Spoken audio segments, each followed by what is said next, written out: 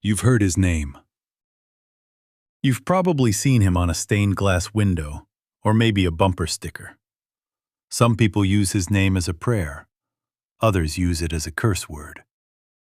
But if you strip away the history books and the religious traditions, who is the actual man?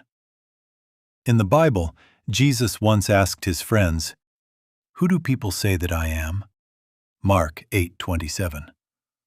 It's a question that's still hanging in the air today. Was he a philosopher? A rebel? A myth?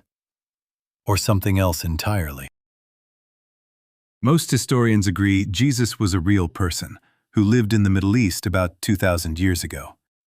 But the Bible makes a pretty wild claim. It says he wasn't just a good teacher.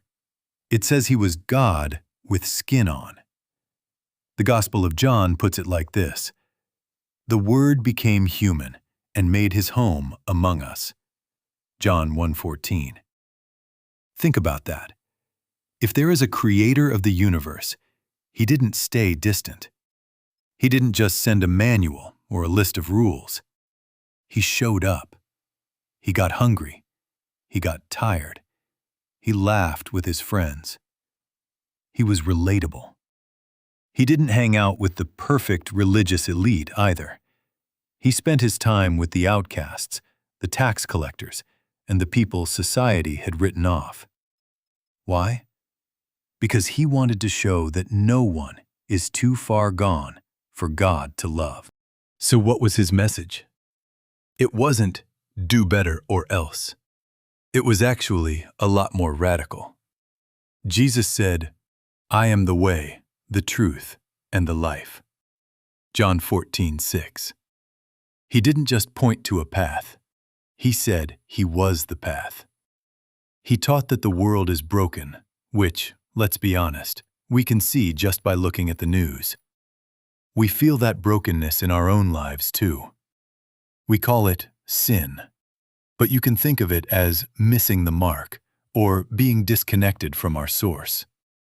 Jesus didn't come to condemn us for being broken. He said, "I didn't come to be served, but to serve others and to give my life as a ransom." Mark 10:45. He came to fix the connection. This is where the story gets heavy. Jesus was eventually executed. But Christians believe that wasn't a defeat. It was the whole point. The Bible says, God showed his great love for us by sending Christ to die for us while we were still sinners. Romans 5:8. He took on the weight of our mistakes so we wouldn't have to carry them. And then, the plot twist. He didn't stay dead. The claim that Jesus rose again is why a small group of scared fishermen ended up changing the entire world. It means that death isn't the end, and hope is actually real. If you're watching this and you aren't sure what to believe, that's okay. Jesus doesn't ask for a perfect resume. He just asks for your attention.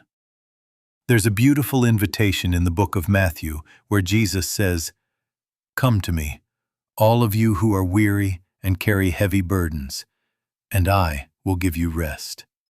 Matthew 11:28. If you're tired of trying to figure life out on your own, maybe it's time to look a little closer at who Jesus is. You don't have to join a club or change your clothes first.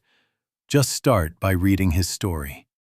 If you want to explore this more, I'd suggest reading the book of Mark in the Bible. It's short, fast-paced, and all about Jesus' life. Or drop a comment below. Let's talk about it.